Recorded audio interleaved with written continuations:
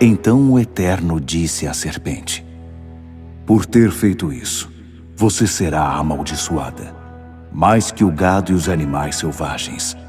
Amaldiçoada para rastejar e comer pó a vida toda. Declaro guerra entre você e a mulher, entre seu descendente e o descendente dela. Ele ferirá sua cabeça, e você ferirá o calcanhar dele. Olá e bem-vindos! Hoje vamos focar a nossa atenção em apenas duas frases, assim, um pouco escondidas no início do livro de Gênesis. Olá. E que, à primeira vista, parecem pouco mais do que uma maldição, não é? Exatamente, mas se olharmos com mais atenção, elas contêm uma promessa que, no fundo, define toda a narrativa que se segue. Estamos a falar, claro, de Gênesis 3, versículos 14 e 15. Um texto curtíssimo, mas com uma densidade incrível. Sem dúvida. E para nos guiar neste aprofundamento, temos as nossas fontes, o próprio texto bíblico, obviamente, e uma série de reflexões de teólogos e autores como Klaus Westermann, Gerhard von Rad e John H. Walton. E vamos também buscar alguns insights das obras Patriarcas e Profetas e Educação de Ellen G. White, que tem uma perspectiva muito particular sobre isto. Isso mesmo. A nossa missão aqui é perceber como é que esta sentença, que é dirigida à serpente, não só estabelece um conflito eterno, mas, e isto para mim é o mais surpreendente, como é que ela se torna a primeira centelha de esperança na história humana. Logo ali, no momento da queda, Precisamente. Ok, vamos lá desconstruir isto. Para começar, a primeira coisa que me salta à vista é a mudança abrupta de tom. Nos versículos anteriores, Deus faz perguntas a Adão e a Eva: onde estás? Quem te disse? Há um diálogo. Mas quando se vira para a serpente, as perguntas acabam. É só uma declaração direta, um decreto. Por que é que há esta diferença de abordagem? bem, essa é a porta de entrada para tudo o resto. A mudança não é um pormenor, é teologicamente crucial. Não se trata de uma dureza arbitrária ou de uma raiva súbita. Certo, não é só um detalhe estilístico. Exato. As fontes que temos apontam para uma distinção fundamental entre quem foi enganado e quem foi o instigador do engano. As perguntas feitas ao homem e à mulher não eram para Deus obter informação. Claro, eles já conheciam os factos. Obviamente. Eram, isso sim, um convite à reflexão.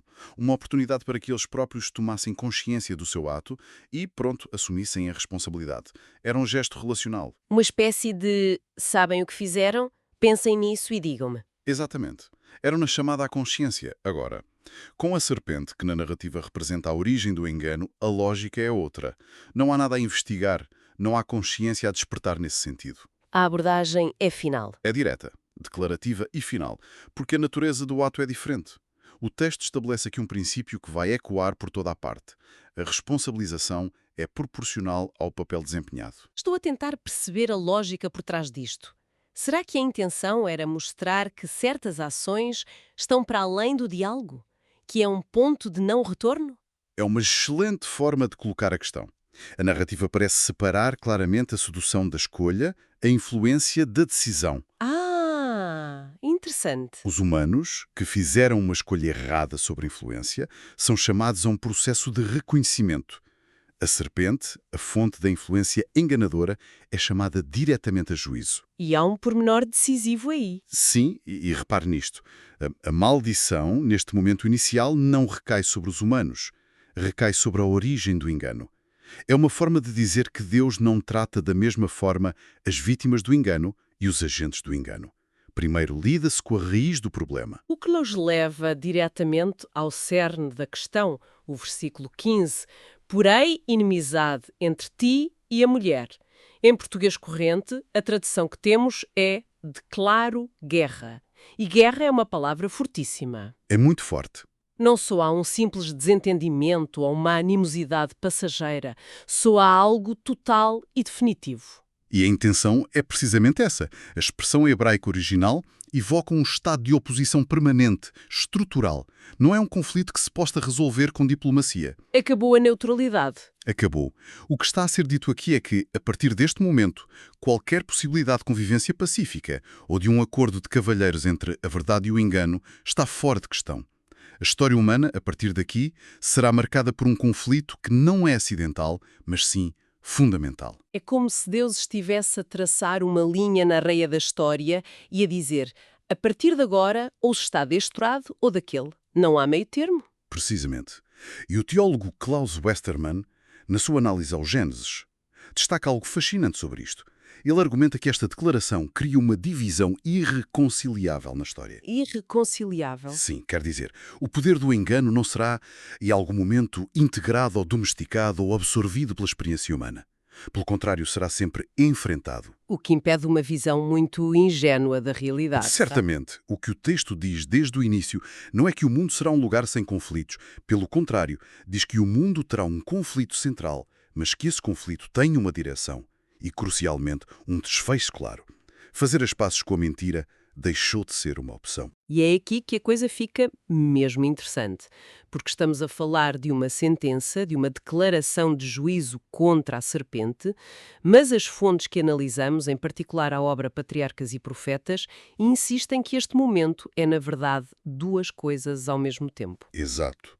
Essa é a grande reviravolta da narrativa, o ponto de viragem.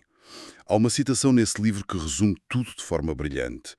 A sentença pronunciada contra a serpente foi ao mesmo tempo uma promessa feita ao ser humano. Uau! No meio do juízo mais severo, nasce a primeira promessa de esperança. O juízo não serve para fechar a história com um final trágico, serve para a reorientar e dar-lhe um novo começo. Espera lá, o timing disto é incrível. Isto é dito antes de serem anunciadas as consequências para Adão e Eva. É. Antes deles saberem o que lhes ia acontecer, que a vida ia ser mais difícil, já lhes é dada a solução final. Exatamente esse o ponto. Pense no impacto psicológico e teológico disso. Antes dos humanos ouvirem qual seria o custo das suas ações, a dor, o trabalho, a mortalidade, eles ouvem que o engano não terá a última palavra. A promessa vem primeiro.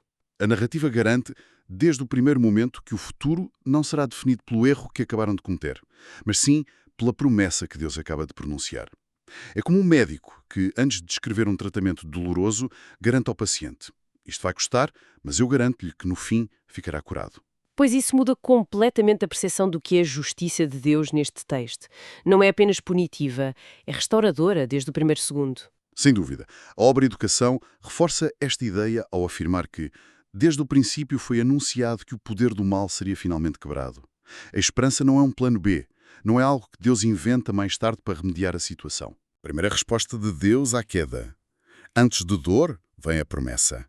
Antes da consequência, vem a garantia de redenção. Vamos então mergulhar na linguagem dessa esperança. A imagem usada é incrivelmente poderosa e física. Ele te ferirá a cabeça e tu lhe ferirás o calcanhar. É muito visceral. Muito. Não fala de conceitos abstratos, mas de corpos em luta. O que é que este simbolismo do calcanhar e da cabeça quer realmente dizer? É um simbolismo de uma densidade extraordinária e é por isso que tem sido tão estudado ao longo dos séculos. Vamos desmontá-lo. Comecemos pela parte mais imediata. Tu lhe ferirás o calcanhar. Certo. Isto representa dor real, sofrimento concreto, um custo histórico. A promessa não é de uma vitória fácil, de uma vitória indolor ou à distância. O texto não nega de forma alguma a realidade da dor, da luta, do sofrimento que a humanidade irá enfrentar. O calcanhar é vulnerável. É vulnerável. Está em contacto com o pó da terra, precisamente onde a serpente, segundo a maldição, rasteja. Haverá feridas, haverá dor, haverá perdas. Portanto, não é uma promessa de ausência de dor, mas sim um reconhecimento de que a dor fará parte do processo. Exatamente. É uma promessa profundamente realista. Não ilude ninguém. Mas, e aqui está o ponto crucial, é uma promessa de que a dor não será a palavra final. E é aí que entra a segunda parte da imagem. Ele te ferirá a cabeça. Que é muito mais definitivo. Em algumas traduções, a palavra é ainda mais forte. Esmagará. Um ferimento no calcanhar, por mais doloroso que seja, raramente é fatal. Pode fazer-nos cochear, pode atrasar-nos, mas continuamos a avançar. Um ferimento esmagador na cabeça, bem, é outra história. É decisivo. É final. Ou seja, a luta é assimétrica. Um lado pode causar dor, mas o outro lado tem o poder de dar o golpe final. É síntese perfeita. O simbolismo diz-nos que o mal pode ferir, mas não governa. Pode magoar, mas não vence. O triunfo final do engano é teologicamente negado desde o início. A ferida no calcanhar é a história. O esmagar da cabeça é o destino. Exato. A ferida no calcanhar é a história do sofrimento humano. O esmagar da cabeça é a garantia do fim dessa história. E como é que os teólogos, como consultamos, como o Gerhard von Rad, interpretam o impacto disto no fluxo da história que se segue? Gerhard von Rad oferece uma perspectiva muito poderosa sobre isto. Ele diz que este anúncio inaugurou o que ele chama de uma expectativa histórica. Uma expectativa histórica. O que é que isso quer dizer? Quer dizer que, a partir deste momento, o mal, embora ainda esteja ativo no mundo, passa a agir sob sentença. Já está condenado. A sua derrota, final, já foi decretada. Toda a história humana, com as suas tragédias e triunfos, desenrola-se à sombra desta promessa inicial. Que curioso. Deus garante o fim da história antes mesmo de começar a descrever as dificuldades do caminho. É uma inversão total da lógica a que estamos habituados. Total. Ok, então o que é que tudo isto significa? Se juntarmos estas peças todas, a sentença sem perguntas, a declaração de guerra, a promessa escondida e esta imagem brutal do calcanhar e da cabeça, que quadro geral é que isto nos pinta? Qual é a grande mensagem? O que é fascinante aqui, e é o ponto que John H. Walton explora, é que este texto vai muito para além de ser uma simples história sobre a origem do mal. Vai mais fundo. Muito mais fundo. O que Gênesis 3.15 realmente faz, segundo ele, é estabelecer o sentido do drama humano. A história, a partir daqui, não é um caos de eventos aleatórios. Passa a poder ser lida à luz desta promessa inicial. Ou seja, já não estamos a falar de um conflito sem rumo, de uma luta cega contra forças que não compreendemos. Precisamente. Walton argumenta que o conflito se torna teleológico. É uma palavra um pouco técnica, mas a ideia é simples. Significa que o conflito está orientado para um fim, tem um propósito, um destino. Tem uma direção. Exato. Haverá dor, haverá luta, haverá oposição, a ferida no calcanhar é real. Mas a narrativa global caminha inevitavelmente em direção à restauração, ao esmagar da cabeça. O sofrimento e a luta não são o ponto final da história. São parte do caminho em direção a um fim que já foi garantido. Da promessa de reerguimento do homem. É uma forma excelente de o resumir. A resposta de Deus ao engano não é, em primeiro lugar, punição, mas promessa. A justiça divina, tal como é apresentada aqui, não se limita a corrigir o passado, ela garante o futuro. No momento mais sombrio. No momento mais sombrio da história humana, no ponto zero, quando tudo parece perdido, a primeira coisa que se ouve não é a dimensão da perda, mas a certeza da vitória. A história humana, por mais dolorosa que seja, está desde o início orientada para o triunfo da verdade e da vida. Fantástico! Vamos então recapitular as ideias-chave. Partimos de uma sentença contra a serpente que, de forma surpreendente, se revela ser a primeira promessa de esperança para a humanidade. Vimos como Deus estabelece um conflito permanente, declarando o fim da neutralidade em relação ao engano. E, o mais importante, analisamos como este conflito, apesar do doloroso e real, o calcanhar ferido, tem um desfecho garantido. A derrota final e decisiva do mal, o esmagar da cabeça. Exato. A história humana, desde o seu início mais sombrio, é orientada não pelo erro, mas pela promessa de restauração. Há uma frase de meditação das nossas fontes que captam isto de forma muito bela. A dor pode tocar o caminho, mas não define o destino. E talvez isso nos deixe com um pensamento final para reflexão, algo que emerge diretamente de tudo o que conversamos. Se as fontes nos dizem que o desfecho do grande conflito entre a verdade e o engano já está anunciado desde o início da história, se a vitória final não está em dúvida, Certo. como é que essa certeza pode mudar a forma como se encaram as lutas, os sofrimentos e as incertezas do dia-a-dia?